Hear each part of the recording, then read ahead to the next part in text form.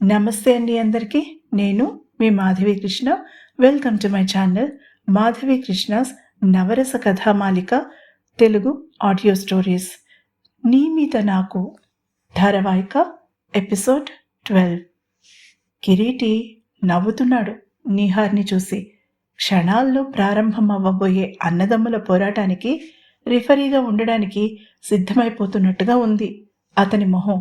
నర్మద మాతృత్వపు సంతోషంతో మెరిసిపోతోంది. అర్ణవ్ మాత్రం నవ్వడం లేదు, కానీ ఇంకా ఎలా అల్లరి పెట్టాలా అన్నట్టుగా ఆలోచిస్తున్న ఫీలింగ్ కలిగింది నీహార్కి. ఆ ఛాన్స్ ఇవ్వదలుచుకోలేదు. అప్పుడు పడింది కావేరి మీద అతని దృష్టి. అర్ణవ్ని ఎలా సులువుగా ఇరిటేట్ చేయాలో తెలిసిన నీహార్ ఆ దారినే ఎంచుకున్నాడు.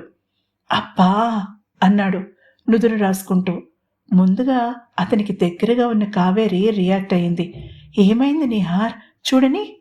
అతను పొడవు కావడంతో అతని భుజం మీద చేతిని వేసి మునివేళ్ల మీద నిలబడి గాభరాగా అడిగింది. Game point నిహార్కి.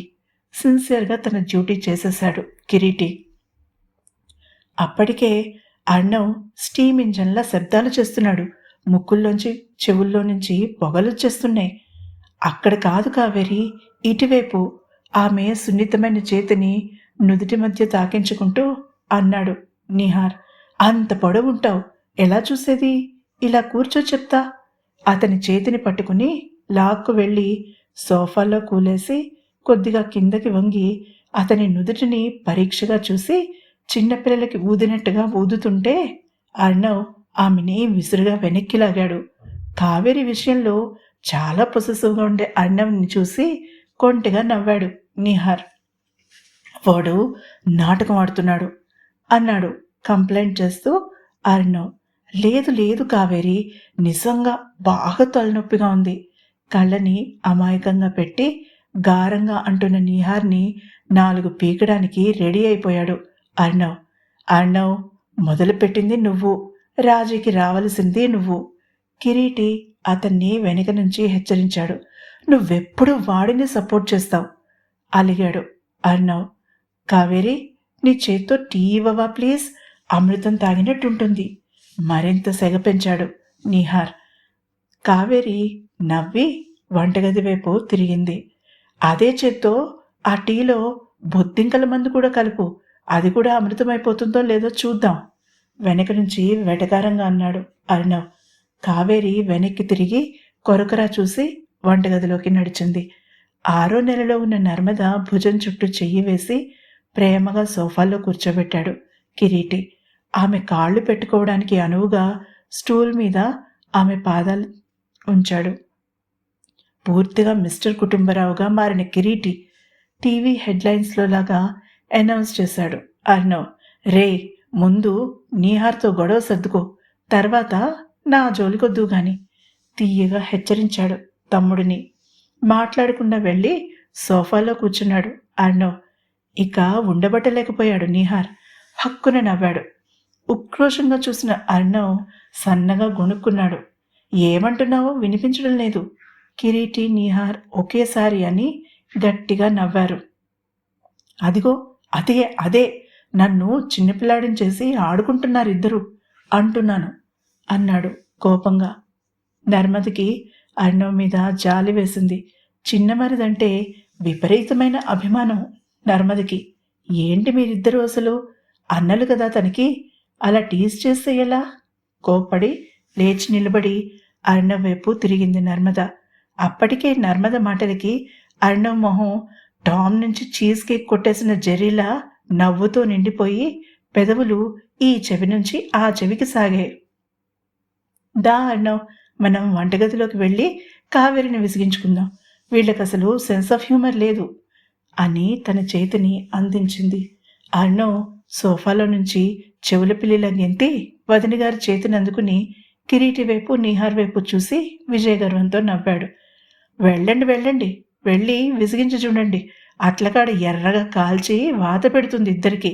అక్కడున్నది కిరీటి కాదు, సహనంతో భరించడానికి శివంగి అన్నాడు వాళ్ళిద్దరినీ ఉడికిస్తూ నీహార్. వదిన మరుదులు ఒకసారి తల తిప్పి సీరియస్గా నీహార్ వైపు చూసి రజనీకాంత్ స్టైల్లో జూజూబీ అనేసి వెళ్ళిపోయారు. ఏమైంది వీళ్ళిద్దరికీ? తెగ ఆశ్చర్యపోయాడు నీహార్. ఏం చెప్పమంటావు నీహార్, కడుపు చించుకుంటే కాళ్ల మీద పడుతుందని నిమ్మికి సడన్గా రజనీకాంత్ సినిమాలు చూడాలని కోరిక కలిగింది. ఆమె నోట్లో నుంచి రావడం ఆలస్యం. అర్ణవ్ అది చేసేస్తాడు. కోతికి కొబ్బరికాయ దొరికినట్టు నిమ్మికి ఈ చిన్ని మరిదిగాడు దొరికాడు. ఇద్దరూ కలిసి చేసే అల్లరి అంతా ఇంతా కాదనుకో. ఎలా ఉండే నిమ్మి ఎలా అయిపోయిందా అనిపిస్తుంది నాకు, చిన్నగా నిట్టూర్చి అన్నాడు. కిరీటి, ఎందుకు ఇలా మాట్లాడుతున్నావు? నువ్వెలా ఉండేవాడు ఎలా అయిపోయావు? ఆ తెలుగు సామెతలేంటి, ఆ నిట్టూర్పులేంటి? అర్ణవ్ చెప్పినట్టుగా కుటుంబరావులా మారిపోయావు. ఒళ్ళు జలధరిస్తుండగా అన్నాడు నిహార్. ప్రతి మగవాడి జీవితంలోనూ ఈ స్టేజ్ రాక తప్పదు. కానీ నీ విషయం చెప్పు, ఏమైంది? నువ్వెందుకలా ఉన్నావు? సీరియస్గా మారిపోతూ అడిగాడు. అతని దగ్గర దాచి ప్రయోజనం లేదని అర్థమైన నిహార్ మొత్తం వివరంగా చెప్పాడు. సరిగ్గా వంటగదిలో కూడా నిహార్ని గురించే చర్చ జరుగుతోందని తెలియని కిరీటి ఆలోచనలో పడిపోయాడు. నువ్వేం చేద్దామనుకుంటున్నావు? కొంత సమయం గడిచాక అడిగాడు. చెప్పాడు నిహార్. తొందరపడుకు నిహార్, నువ్వు ఒకటి ఆలోచించు. మీ తాతయ్య వాళ్ళని పేరెంట్స్కి నీకు అన్యాయం జరిగిందని ఎలా అనుకుంటున్నావో అలానే ఆ ఉత్తరం రాసిన ఆవిడికి కూడా జరిగింది. డబ్బుని వద్దని మీ తాతయ్యకి మానసిక హింస ఇచ్చిందంటే ఆవిడ ఎన్ని కష్టాలు పడి ఉంటుందో ఆలోచించు. సరిగ్గా నీలాగే. ఇక్కడ ఆవిడికి మీ తాతయ్య మాత్రమే కాదు, దేవుడు కూడా అన్యాయం చేశాడనే చెప్పాలి. లేకపోతే ఆసరా కావలసిన కూతురు చంటిపిల్లని చేతిలో పెట్టి చనిపోవడం ఏంటి?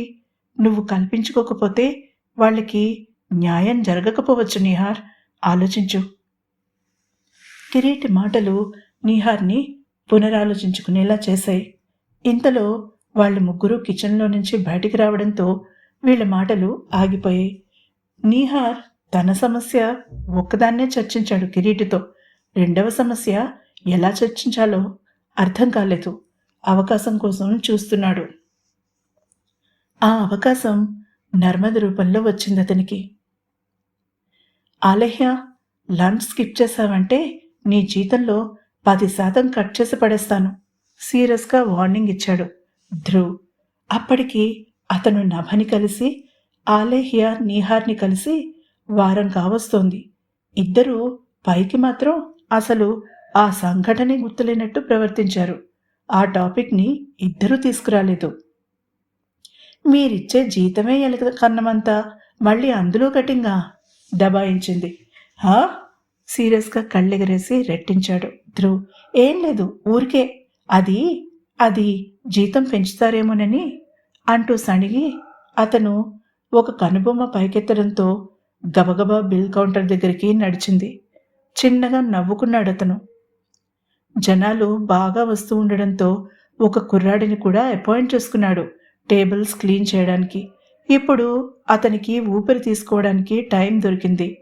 ఆలు, లంచ్ కేక వేశాడు ధ్రువ్. బాస్! అతని పిలుపుకి గంగవెరలెత్తిపోయి కీచుగా అరిచింది ఆలేహ్య. మరి లంచ్కి వెళ్ళకపోతే కస్టమర్స్ ఎదురుగా కూడా అలానే పిలుస్తాను బెదిరించాడు. పాదాలకి స్కేటింగ్ షూస్ వేసుకున్నట్టుగా ఠక్కున అక్కడి నుంచి కదిలి వేగంగా లోపలికి వెళ్ళిపోయింది. లోపల విశాలమైన కిచెన్కి ఆనుకుని చిన్న డైనింగ్ రూమ్లా ఉంది. అక్కడ ఒక పెద్ద రౌండ్ టేబుల్ చుట్టూ 3 కుర్చీలున్నాయి. ఒక కుర్చీలో సెటిల్ అయ్యి తన బాక్స్ ఓపెన్ చేసింది. లంచ్ తను ఇస్తానన్నాడు ధ్రువ్, కానీ అందుకు ఒప్పుకోలేదు ఆలేహ్య. లంచ్ అలవెన్స్ కింద జీతంలో వేసేయమంది. అతను ఒకసారి ఆమె వైపు పరిశీలనగా చూసి సరే అన్నాడు. ఆమె డ్యూటీ ఉదయం 8కి మొదలవుతుంది. పేస్ట్రీలు తయారు చేయడంతో మొదలవుతుంది ఆమె పని. ఏ రోజుకా రోజు చెయ్యాలి.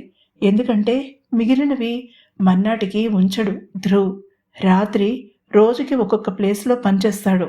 నష్టం కదా అని అడిగింది తను. చిన్నగా నవ్వాడతను. నిల్వ ఐటమ్స్ వచ్చిన కస్టమర్స్కి పెడితే నష్టం, ఇలా లేని వాళ్ళకి పెడితే ఏం నష్టం? ఇంకా నన్ను అడిగితే అది లాభం అన్నాడు తనని చిన్నపిల్లని చూసినట్టుగా చూసి. ఎలా అడిగింది తను. ఎలా అంటే మన దగ్గర నిల్వ ఫుడ్ ఉండదు. ఎప్పటికప్పుడు ఫ్రెష్ ఫుడ్ ఐటమ్స్ సర్వ్ చేస్తాం. అది స్ప్రెడ్ అయ్యి మనకి మంచి పేరు తెచ్చి కస్టమర్స్ పెరుగుతారు. ఓపికగా వివరించాడు.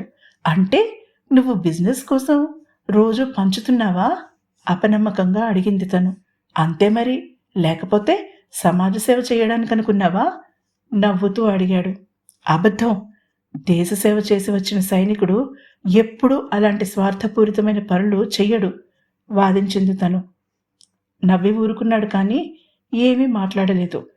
ధ్రువుకి ఏదో గతం ఉందని తెలుసు కానీ అదేంటో అడిగి తెలుసుకునేంత చనువు ఇంకా ఏర్పడలేదు తమ మధ్య. మొదటి రోజు అక్కడ పనిచేసి ఇంటికి వెళ్ళిన రాత్రి సంఘటన గుర్తొచ్చి ఒళ్ళు జలధరించింది ఆమెకి. సమయానికి నీహార్ వచ్చి ఉండకపోతే ఏమయ్యేది తన బ్రతుకు? ఆ రాత్రి నుంచి ఆ సుదర్శన్ గాడు కనపడడం మానేశాడు తనకి. భయపడి ఉంటాడు వెధవ. లేచి నిలబడి బాక్స్ సింక్ దగ్గర కడిగేసి బ్యాగ్లో పెట్టుకుంటూ అనుకుంది. మర్నాడు అలానే టైంకి వచ్చేసింది. రాగానే తన గాయాలు చూసి కంగారు పడి ఆరా తీశాడు ధ్రువ్. అమ్మమ్మకి చెప్పినట్టే ధ్రువ్కి కూడా చెప్పింది. కానీ అతను ఒక్క క్షణం కూడా ఆ మాటలని నమ్మలేదు. విషయం చెప్పేదాకా అలా ఇంటరాగేట్ చేస్తూనే ఉన్నాడు. మీరు అనతున్నాడని ఇక నువ్వు అనడం మొదలుపెట్టింది. నువ్వు పోలీసుల్లో ఉండవలసిన వాడివి అంది కోపంగా.